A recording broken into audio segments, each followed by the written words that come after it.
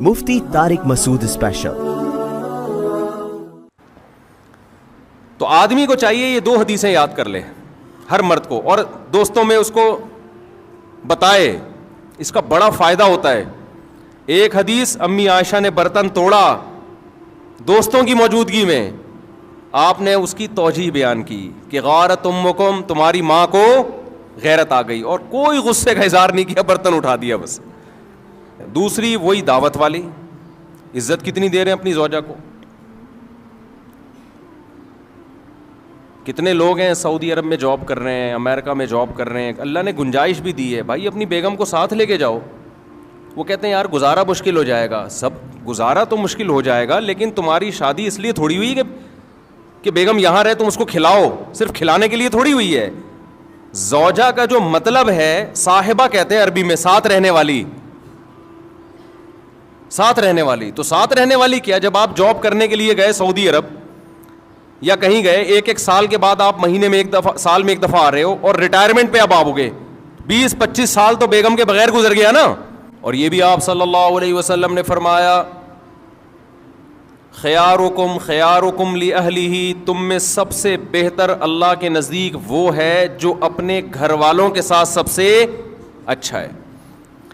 یہاں کہ پھر وہی بات آ جاتی ہے، ہم مغربی کلچر کو فالو کر رہے ہیں، ان میں گھر والے نہیں ہوتے، ان کے ہاں سب برابر ہیں۔ اسلام میں سب کے لیے برابر نہیں ہے۔ اسلام میں سب سے پہلے ماں باپ ہیں، پھر میاں بیوی ہیں، پھر بچے ہیں، بھائی بہن ہیں، یہ ہیں رشتے۔ آج کتنے لوگ دوستوں سے بڑی تمیز سے بات کر رہے ہوتے ہیں، ہو ہا ہی، گھر میں آتے ہی ایسے جیسے چنگیز خان نے بغداد پہ حملہ کیا ہے۔ گھر میں تمیز سے داخل ہی نہیں ہوتے، مسکراتے چہرے کے ساتھ داخل نہیں ہوتے، سلام نہیں کرتے۔ جو میں نے آبزرو کیا ہے نا، جس کی لاٹھی اس کی بھینس، جو پاورفل ہے نا وہ حاوی ہے بس۔ مرد اگر پاورفل ہے تو وہ حقوق نہیں دے گا، وہ دبائے گا حقوق۔ عورت طاقتور ہے تو وہ مرد کو کھا جائے گی، مرد طاقتور ہے تو عورت کو کھا جائے گا۔ جس کی لاٹھی اس کی بھینس۔ جب اللہ کے خوف سے حقوق ادا ہوتے ہیں، اللہ کی چاہت میں حقوق ادا ہوتے ہیں، تو آپ طاقتور ہو تو بھی حقوق ادا کرو گے، آپ کمزور ہو تو بھی، کیونکہ آپ کو پتہ ہے کہ میں کس کی وجہ سے حقوق ادا کر رہا ہوں، مجھ پر کون ہے، اللہ ہے، میں اس کو راضی کرنے کے لیے کر رہا ہوں۔ مشہور حدیث ہے نا کہ ایک صحابی نے نبی صلی اللہ علیہ وسلم کی دعوت کی، آپ نے فرمایا عائشہ کو بھی بلاؤ تو آؤں گا میں۔ یہ جو ایٹیٹیوڈ ہے، یہ جو رویہ ہے زوجہ کے ساتھ، وہ صحابی بلا رہے ہیں نبی کو، اور آپ کیا کہہ رہے ہیں ساتھ میں کس کو، زوجہ کو بھی بلاؤ۔ دل صاف تھے لوگوں کے، ان کے پاس اتنی گنجائش نہیں تھی، انہوں نے عرض کیا یا رسول اللہ یہ میں نہیں کر سکتا۔ آپ نے فرمایا دعوت کیا ہے، کینسل۔ پھر ان صحابی نے کچھ دنوں بعد دعوت کی، یا رسول اللہ آپ کی دعوت کرنا چاہتا ہوں۔ آپ نے فرمایا عائشہ کو بھی بلاؤ۔ صحابہ آپ کا یہ عمل بولو دیکھ رہے تھے، تو سیکھ رہے تھے نا کہ کیسے زوجہ کے ساتھ کیسا رویہ ہوتا ہے۔ انہوں نے کہا نہیں ہو سکتا، آپ نے فرمایا نہیں جا سکتا۔ پھر تیسری مرتبہ صحابی نے عرض کیا یا رسول اللہ آپ کی دعوت کرنا چاہتا ہوں۔ اچھا میرے سے یہ بیان خواتین سنتی ہیں نا، وہ کہتی ہیں ہائے کاش مفتی صاحب کتنے اچھے ہیں، اللہ اپنی بیگموں کے ساتھ کیسے ہوں گے۔ تو مجھے وہ لطیفہ یاد آتا ہے، جو مولوی اس طرح بیویوں کے حقوق بیان کر رہا ہوں نا، خواتین بڑی متاثر ہوتی ہیں کہ ان کے گھر والے کتنے خوش قسمت ہوں گے، ان کی تو کبھی دعوت ہوتی ہوگی تو کہتے ہوں گے اب بیگم کے ساتھ بلاؤ تو آؤں، ورنہ میں نہیں آ رہا، جاؤ۔ تو وہ لطیفہ تمام خواتین سن لیں۔ ایک آدمی جو تھا نا، ڈرائیونگ کر کے اپنی بیگم کو لاتا، بیگم اگلی سیٹ پہ بیٹھی ہوتی، اس کی بیگم اسکول ٹیچر تھی، تو لاتا اسکول کے باہر گاڑی کھڑی کرتا، اترتا، بیگم کا گیٹ کھولتا، دروازہ نا لاک کھولتا، وہ جاتی تو خواتین دوسری دیکھتی یار کتنی رسپیکٹ دے رہا ہے اپنی، خود اترتا ہے ڈرائیوروں کی طرح دروازہ کھولتا ہے باہر سے نا، تو رشتے آنا شروع ہو گئے۔ ایک اور شادی ہو گئی اس کی اسی چکر میں نا، خواتین نے خود کہ بھائی اتنی عزت دے رہا ہے یار، ہم میں بھی چاہیے اس کی بیوی بن جائیں ہم۔ 2 شادیاں ہو گئی۔ پھر بیگم کو، پہلی والی بیگم اسکول ٹیچر تھی، اس کو لے کر آتا اترتا, باہر سے دروازہ کھولتا, 3 شادیاں ہو گئیں بھائی. صحیح ہے نا. وہ بھی گھننا بنا ہوا ہے, بتا نہیں رہا ہے کسی کو اصل کہانی کیا ہے. اس نے کہا ہونے دو, خود سے آ رہا ہے بھائی. اور خواتین دیکھ رہی ہیں, متاثر ہو رہی ہیں بھائی, ماشاء اللہ ماشاء اللہ. پھر ایک دن آیا, دروازہ ایسے ہی کھولا تو چوتھی بھی ہو گئی. بعد میں پتہ چلا یہ دروازہ باہر سے کھلتا ہے, اندر سے لاک خراب ہے اس کا. یہ جو دروازہ ہے اس کا لاک اندر سے خراب ہے. تو جب تک پوری تحقیق نہ کر لو نا بھائی, کسی سے متاثر مت ہو. تو ضروری نہیں ہے کہ جو مولانا صاحب ممبر پہ بیٹھ کے بڑے اچھے اچھے بیانات کر رہے ہیں خود بھی اتنے اچھے ہوں, یہ کوئی ضروری نہیں ہے. اس لیے زیادہ انسپائر ہونے کی ضرورت نہیں ہے. تو نبی صلی اللہ علیہ وسلم نے کیا فرمایا کہ عائشہ کو بھی بلاؤ. تو تیسری دفعہ میں جب انہوں نے دعوت دی تو جب آپ نے فرمایا کہ عائشہ کو بھی بلاؤ تو انہوں نے عرض کیا کہ ٹھیک ہے. تو صحابہ آپ صلی اللہ علیہ وسلم کا یہ عمل اپنی آنکھوں سے بولو دیکھ رہے تھے. اب کوئی قانون سازی کی ضرورت نہیں تھی. اللہ نے پہلے بتا دیا تھا کہ تم نے فالو کس کو کرنا ہے, پیغمبر کو فالو کرنا ہے, ان کا رویہ دیکھنا ہے. حضرت عمر رضی اللہ تعالی عنہ کی زوجہ نے ایک دفعہ اونچی آواز سے بات کی تو وہ غضبناک ہو گئے کہ یہ کیا بھائی. تو انہوں نے فرمایا کہ پیغمبر, پوری حدیث کے الفاظ مجھے یاد نہیں ہیں, انہوں نے فرمایا کہ پیغمبر صلی اللہ علیہ وسلم کی زوجہ کبھی پیغمبر صلی اللہ علیہ وسلم سے اونچ نیچ ہو جاتی ہے. وہ اونچ نیچ ہوئی تھی نا, حضرت زینب نے حلوہ بنا کے بھیجا. حضرت عائشہ رضی اللہ تعالی عنہا مسجد نبوی میں حجرے کے باہر موجود تھیں, صحابہ کرام بیٹھے ہوئے تھے. حضرت زینب نے کچھ حلوہ بنا کے بھیجا. حضرت عائشہ رضی اللہ تعالی عنہا کو غیرت آئی کہ میری باری میں سوکن کی مداخلت کیوں ہو رہی ہے. امی عائشہ نے وہ حلوہ کی برتن اٹھا کے زمین پہ دے مارا اور اس کو توڑ دیا. میں اکثر اس موقع پہ کہتا ہوں بھائی, اگر ہم اور آپ میں سے کوئی ہوتا اور دوست بھی یہ منظر دیکھ رہے ہوتے تو غیرت کا مسئلہ بناتے کہ نہیں بناتے, اور دوستوں کو واقعہ سناتے کہ میری بیگم نے ایسے حلوہ میرے سامنے برتن توڑا, میں نے رکھ کے 2 لگائے. تیرا بھائی ڈرتا ورتا کسی سے بولتے ہیں نا. ہمارے نبی صلی اللہ علیہ وسلم نے کیا فرمایا, سید الانبیاء, آپ نے اس کی ایک اچھی لاجک پیش کی.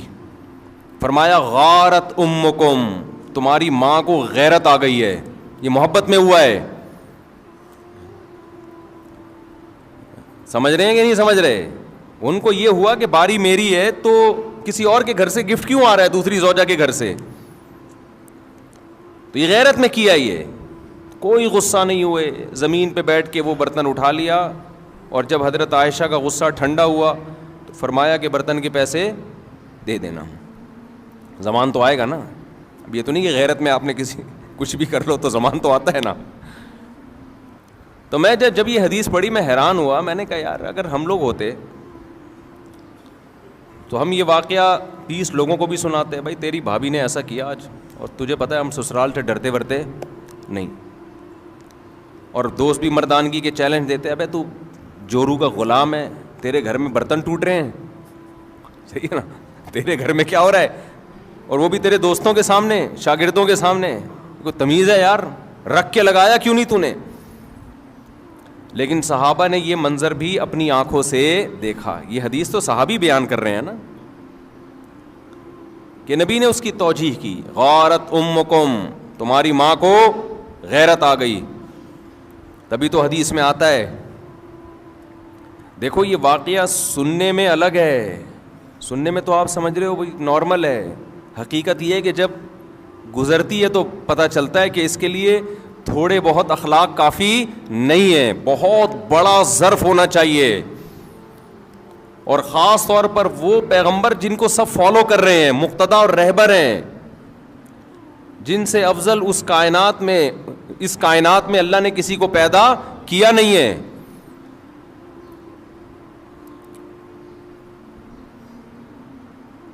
تو اسی وجہ سے حدیث میں آتا ہے کہ تم میں سب سے بہتر وہ ہے جس کے اخلاق اچھے ہیں, اور آپ نے فرمایا میرے اخلاق تم میں سب سے زیادہ اچھے ہیں.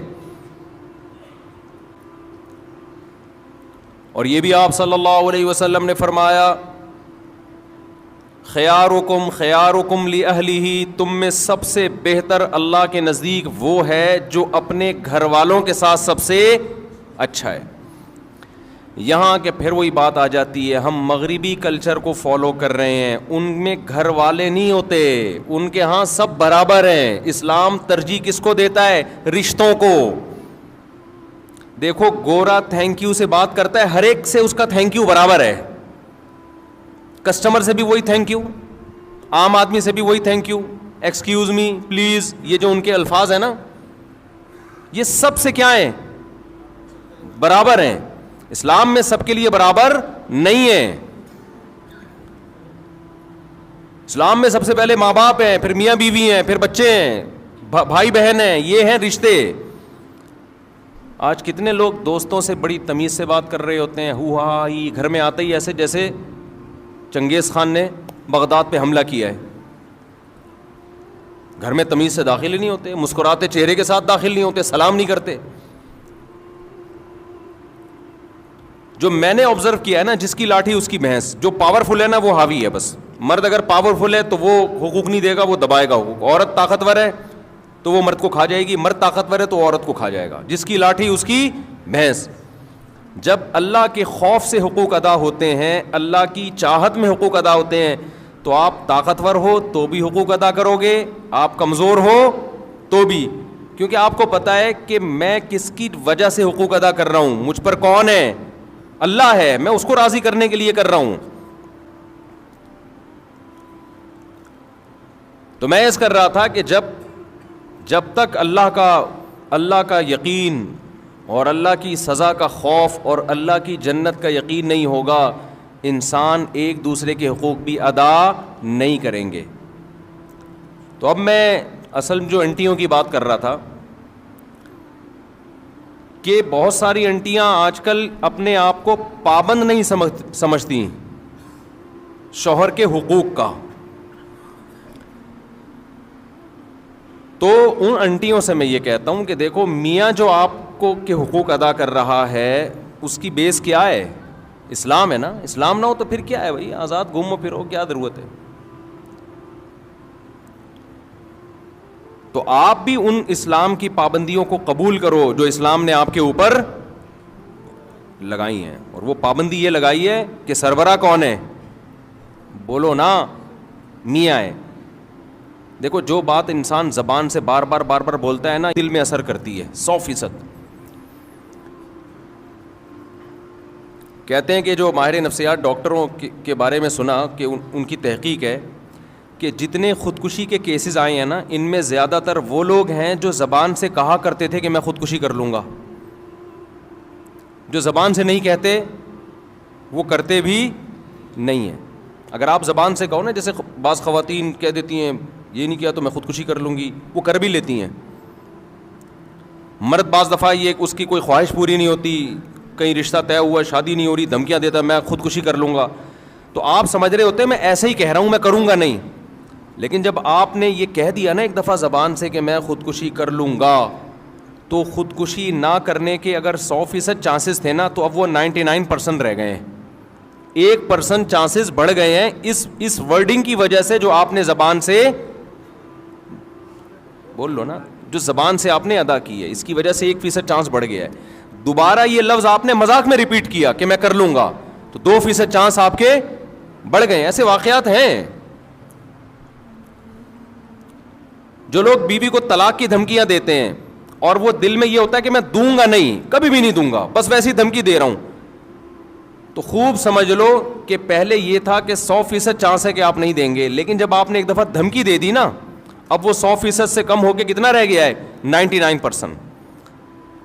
جن لوگوں نے بیویوں کو طلاقیں دی ہیں بعد میں پچھتائے ہیں، آپ ان کی سروے کرو تو پتہ چلے گا یہ وہ لوگ ہیں جو مذاق میں یا غصے میں طلاق کی دھمکیاں دیا کرتے تھے. جو دھمکی نہیں دیتے تھے وہ نہیں دیتے. اس لیے یہ جو الفاظ ہیں نا طلاق کی دھمکیوں والے، یا میں خودکشی کر لوں گا یا کر لوں گی، یا میں طلاق لے لوں گی، خواتین بھی بعض دفعہ کہہ رہی ہوتی ہیں یا میں خلا لے لوں گی یا میں دے دوں گا، یہ الفاظ اپنی ڈکشنری سے بولو نکال دو. جب دینی ہو نا تو تمیز سے جو شریعت نے ایک پروسیس بتایا ہے, اول تو نہ دو, کوئی اچھا کام تو نہیں ہے یہ. بعض دفعہ بہت شدید ضرورت ہوتی ہے تو اس کے پھر ایک پروسیس رکھا ہے, اس میں دھمکیاں ومکیاں نہیں. دھمکیوں میں دی تو آپ کا ڈی ایم آر بننا شروع ہو جاتے ہیں, آپ کے لاشعور میں ایک چیز جانا شروع ہو جاتی ہے. ہر وقت آپ غربت مہنگائی کا رونا روتے رہو, غربت بڑھ رہی ہے, مہنگائی بڑھ رہی ہے, غربت بڑھ رہی ہے, مہنگائی بڑھ رہی ہے. ابے بھائی تمہارے کہنے سے تو بڑھ نہیں رہی, وہ تو ویسے ہی بڑھے گی. آپ یہ بھی بولو گے نا مہنگائی نہیں بڑھ رہی, نہیں بڑھ رہی, نہیں بڑھ رہی, تو بھی کیا ہوگی, بڑھے گی. تو کیوں اپنے آپ کو ٹینشن میں ڈال رہے ہو؟ کوئی بولا کرے مہنگائی بڑھ رہی ہے, آپ بولو کہ پتہ نہیں یار, ہو سکتا ہے بڑھ رہی ہو, ہم تو پہلے بھی کھا رہے تھے اب بھی کھا رہے ہیں. آج میں جہاز میں نا ایک صاحب ملے جو 27 ملکوں کا سفر کیا انہوں نے. مجھے کہنے لگے یہ مفتی صاحب میں 27 ملکوں میں گیا ہوں, امریکہ کئی مہینے رہا, اور پتہ نہیں جاپان اور یورپ. بڑے پڑھے لکھے ایجوکیٹڈ آدمی تھے. کہنے لگے پاکستان جیسا واقعی کوئی ملک نہیں ہے. تو میں نے کہا خیریت؟ میں نے کہا ان کو میں لے آتا ہوں ڈکن وکن گٹر کے دکھا دیتا ہوں. انہوں نے کہا میں نے سب دیکھے میں پھر بھی نہیں. خیر وہ کیا وجوہات انہوں نے بتائی, ابھی ٹاپک سے ہٹ جاؤں گا پھر میں. واقعی سکون بہت ہے یہاں پہ. تو کراچی گند بن گیا نا, باقی پنجاب تو ایسا اس طرح نہیں ہے نا, وہ تو صاف ستھرا ہے. اسلام آباد صاف ستھرا ہے, یہ تو کراچی ہی ہے سارا. جو ابھی انشاءاللہ میں کراچی پہ ایک خوبصورت ولاگ بنا رہا ہوں, اور میں نے اپنا ولاگ کا چینل بھی الگ کر دیا ہے تاکہ یہ مذہبی چینل اور ولاگ آپس میں مرج نہ ہو. تو اس میں یہی چیزیں ہوں گی, کراچی کی آبشاریں, اس کا نام بھی مفتی طارق مسعود ولاگ, وہ بالکل الگ کر دیا ہے. تو اس میں جو شروع ہو رہا ہے نا, وہ تو ایئرپورٹ جانے کے اسلام آباد میں جا رہا تھا, گٹر میں گاڑی پھنس گئی ہماری نا, تو وہاں سے میں نے ولاگ شروع کر دیا. 2 رکشے گٹر کا پانی بہ رہا تھا اس میں الٹے ہوئے تھے نا, ایک ٹرک آدھا الٹا ہوا تھا, اور گٹر پتہ نہیں اتنا گٹر نکل کہاں سے رہا ہے, میں تو حیران ہو رہا ہوں. اتنا تو لوگ کھا نہیں رہے, لیکن اتنا واللہ عالم, بہرحال ایک حیرت کی بات ہے. تو میں نے کہا میں نے دیکھو یورپ کی بھی آپ کو پیرس کی وہ دکھائی ہے, وہاں کی آبشاریں, اب ذرا کراچی کی آبشاریں بھی دیکھ لیں آپ ماشاءاللہ. تو تھوڑی سی شاید حکمرانوں کو غیرت آ جائے, نیت یہ ہے. چیزیں وائرل ہوتی ہیں تو حکمرانوں کو تھوڑی سی غیرت آ جائے. تو اس میں دکھائے ہیں کراچی کی آبشاریں, اور کیسے بڑے بڑے ٹرالر جو ہیں وہ ان کھڈوں میں جا رہے ہیں. اس میں دکھائی ہے گہری خوبصورت کھائیاں بھی ہیں اور پہاڑیاں بھی ہیں الحمدللہ. وہ کس ڈیزائن کی پہاڑی ہیں وہ آپ اس میں دیکھ لیے گا. اور پھر سندھ حکومت زندہ باد کے نعرے بھی لگوائے میں نے لوگوں سے. کوئی غلط بیانی نہیں ہے اس میں, زندہ باد نا, اللہ کرے آباد رہے ہمیشہ. خیر, تو اب دیکھو یہ بھی ویل للمطففین میں داخل ہے کہ آپ کیا کرتے ہیں, اپنے حقوق اسلام کا لیبل لگا کے پورے وصول کر رہے ہیں. جب حقوق دینے کی باری آتی ہے تو کلچر کا سہارا لے رہے ہیں, یورپ امریکہ کا سہارا لے رہے ہیں. تو بھائی یا تو پورے امریکہ جیسے بن جاؤ, یا پورے کدھر کو آ جاؤ, پورے اسلام کی طرف آ جاؤ نا, پورے ادھر کو آ جاؤ. اپنے مفاد میں اسلام, خواتین خلا لیتی ہیں نا کورٹ سے, کسی مفتی سے نہیں پوچھ رہی ہوتی کہ خلا ہوا ہے کہ نہیں ہوا. جی ہم تو ملک کے قانون کو مانتے ہیں, جی ملک بھی تو اسلامی ہے نا. لیکن جب اپنا مفاد ہوگا, اپنا کہیں فائدہ ہوگا, تو پھر کس سے رجوع کیا جائے گا؟ مفتیان کرام سے. تو یہ بھی ویل للمطففین میں داخل ہے. اور آج یہ بہت ہو رہا ہے, ماں باپ اولاد میں ہو رہا ہے یہ. اولاد اپنے حقوق لینے کی باری آئے گی, اسلام کی لیبل لگائے گی. جب ابا کے حقوق دینے کی باری آئے گی تو پھر کلچر تو آج کل ابا کو مانتا ہی نہیں ہے. کلچر میں تو ابا اور دوست کیا ہے, برابر ہیں. ابا تیز لہجے سے بات کریں تو بیٹے کو غصہ آتا ہے. کلچر تو یہی ہے. اسلام غصہ جاری کرنے کی ابا پہ اجازت, بولو. اب وہ لاشعور میں جائے گا نا جب بولو گے کہ نہیں دیتا تو یہ. تو میں جو اصل کہہ رہا تھا نا, میں خواتین کو ایک گزارش ہے میری, مرد کو نا یہ حدیث بار بار نوٹ کرے کہ نبی صلی اللہ علیہ وسلم کی موجودگی میں امی عائشہ نے برتن توڑا. یہ 2 حدیث مرد لوگوں کو میں بیان بھی کرے, اس سے اس کے لاشعور میں یہ چیز چلی جائے گی. جو بد اخلاق آدمی ہے نا, بدتمیز قسم کے, یہ سوچا کرو جب شادی نہیں ہوئی تھی تو کسی سٹائل میں بات کرتا تھا میں, وہ ریکارڈ کر کے رکھا کرو اپنے. میں جب نکاح پڑھاتا ہوں نا, دولہا سے کہتا ہوں قبول ہے, تو کہتا ہے قبول ہے. میں کہتا ہوں بھائی اس اسٹائل میں قبول جس اسٹائل میں شادی کے بعد بات کرے گا بیگم سے. سمجھ میں آ رہی ہے بات؟ شادی کے بعد جس اسٹائل میں آپ کا جو لب و لہجہ ہوگا نا, وہ یہ نہیں ہوگا اتنی تمیز سے, گواہوں کو آواز ہی نہیں جا رہی قبولے کی. اسی طرح چیخو جس طرح بعد میں تم نے چیخنا ہے. پھر وہ ذرا زور سے بولتا ہے, پھر بھی اس اسٹائل میں نہیں بولتا جیسے بعد میں اس نے بولنا ہے آگے جا کے. تو آدمی کو چاہیے یہ 2 حدیثیں یاد کر لے, ہر مرد کو, اور دوستوں میں اس کو بتائے, اس کا بڑا فائدہ ہوتا ہے. ایک حدیث, امی عائشہ نے برتن توڑا دوستوں کی موجودگی میں, آپ نے اس کی توجیہ بیان کی کہ غارت امکم, تمہاری ماں کو غیرت آ گئی, اور کوئی غصے کا اظہار نہیں کیا, برتن اٹھا دیا بس. تو یہ جو کہتے ہیں نا رکھ کے, کوئی دوست بیان کر رہا ہوں نا, میں نے تو رکھ کے چماٹ لگایا. اچھا وہ آگے یہ نہیں بتا رہا ہوتا پھر کھائے کتنے میں نے, وہ اسکپ کر رہا ہوتا ہے وہ. تو یہ حدیث آگے بتایا کریں. دوسری وہی دعوت والی, عزت کتنی دے رہے ہیں اپنی زوجہ کو. کتنے لوگ ہیں سعودی عرب میں جاب کر رہے ہیں, امریکہ میں جاب کر رہے ہیں, اللہ نے گنجائش بھی دی ہے, بھائی اپنی بیگم کو ساتھ لے کے جاؤ. وہ کہتے ہیں یار گزارا مشکل ہو جائے گا. سب گزارا تو مشکل ہو جائے گا, لیکن تمہاری شادی اس لیے تھوڑی ہوئی کہ بیگم یہاں رہے تم اس کو کھلاؤ, صرف کھلانے کے لیے تھوڑی ہوئی ہے. زوجہ کا جو مطلب ہے, صاحبہ کہتے ہیں عربی میں, ساتھ رہنے والی. ساتھ رہنے والی, تو ساتھ رہنے والی کیا, جب آپ جاب کرنے کے لیے گئے سعودی عرب یا کہیں گئے, ایک سال کے بعد آپ مہینے میں ایک دفعہ, سال میں ایک دفعہ آ رہے ہو, اور ریٹائرمنٹ پہ اب آپ ہو گئے, 20-25 سال تو بیگم کے بغیر گزر گیا نا. تو یہ صاحبہ کہاں سے ہو گئی؟ صاحبہ کہتے ہیں ساتھ رہنے والی.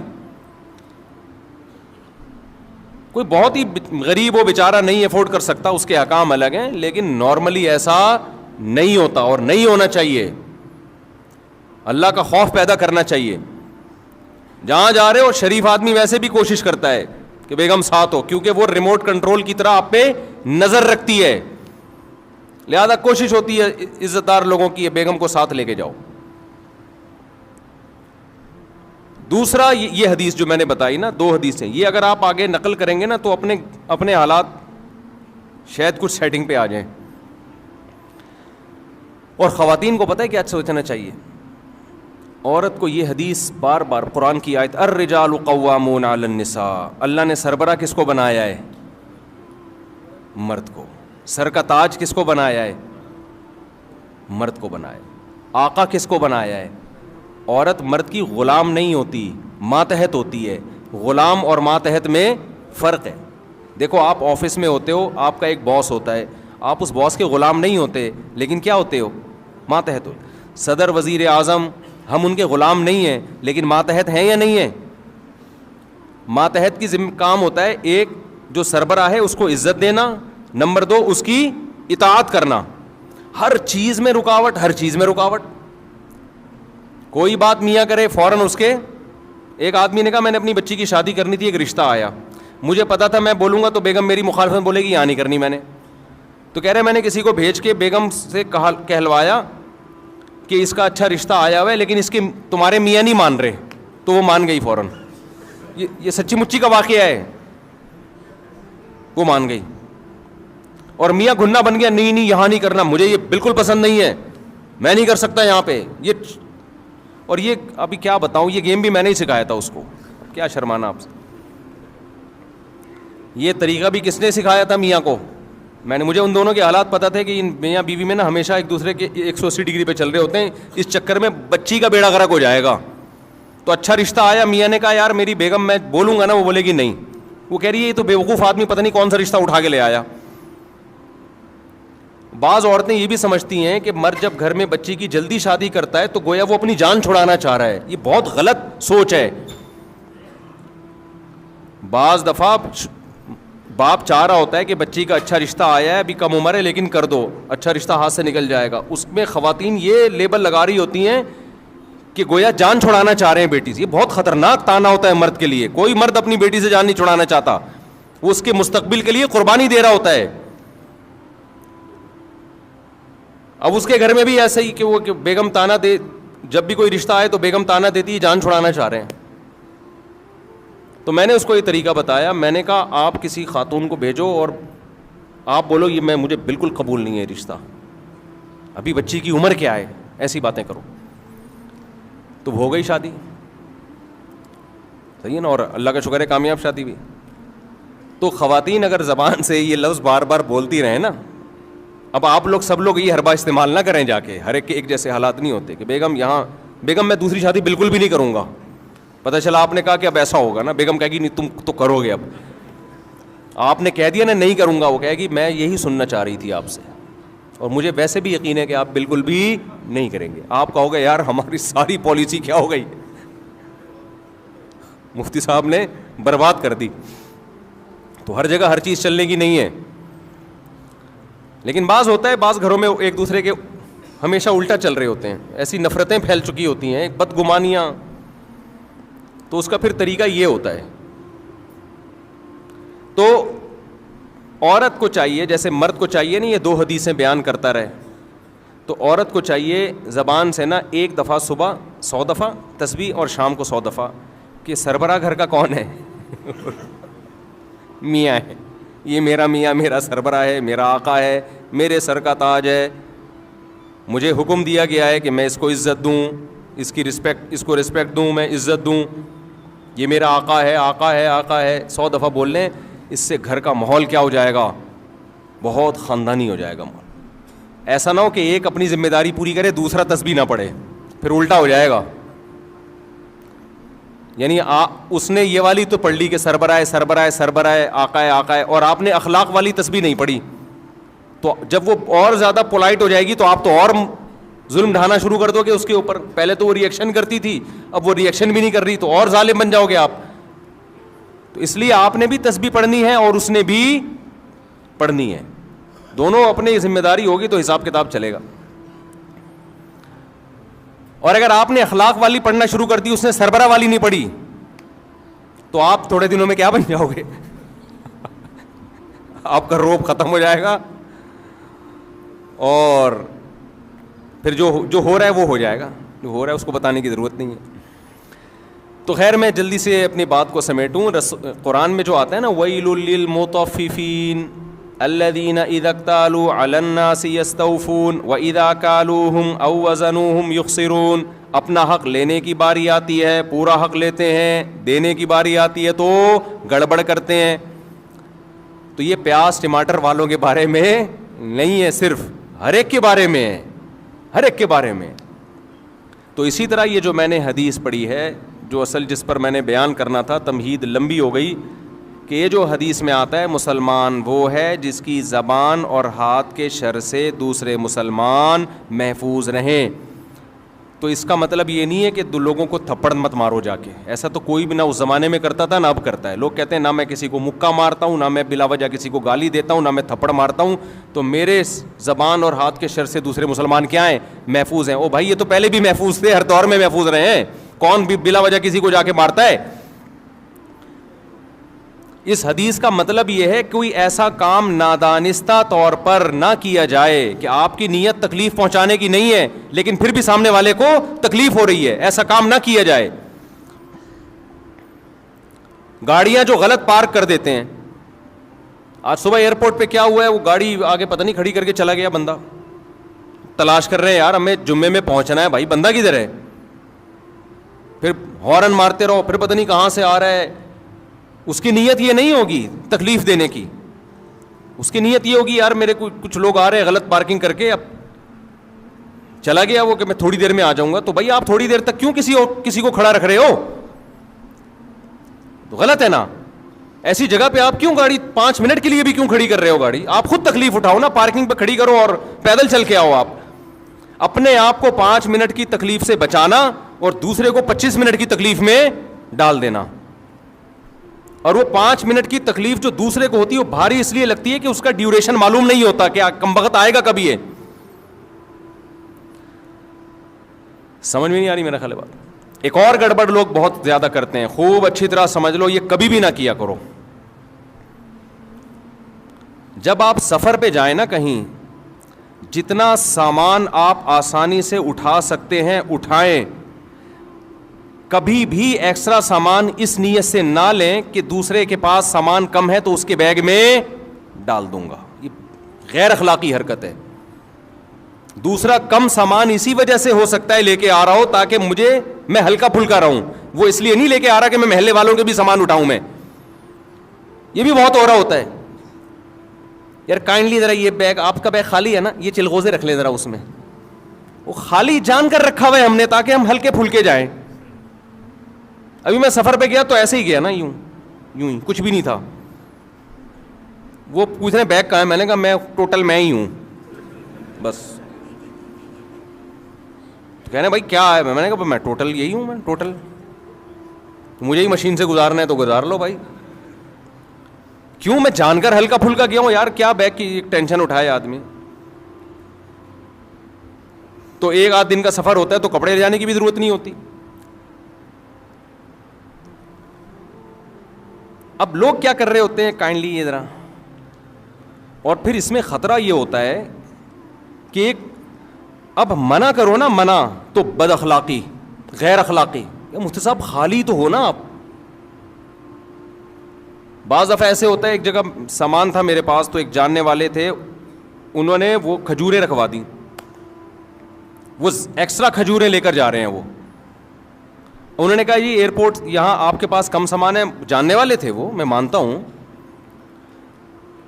اب وہ قصہ پرانا ہو گیا, ان کو نہیں پتا چلے گا. انہوں نے کیا کیا, کھجوریں رکھوا دیں کہ جی آپ کے پاس سامان کم ہے, مجھے 20 کلو یا پتہ نہیں 30 کلو سے زیادہ کی اجازت نہیں, آپ یہ سامان رکھ لیں ہم, اور آگے جب گزر جائیں گے تو مجھے واپس کر دیے گا.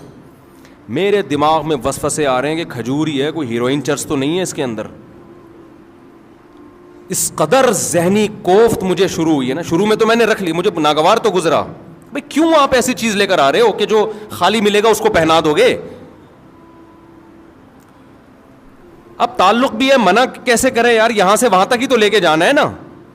منع کریں گے یار مفتی صاحب ممبر پہ بیان تو بڑے اخلاق اور انسانیت کی خدمت, اور یہاں یہ حرکت کر رہے ہیں آپ.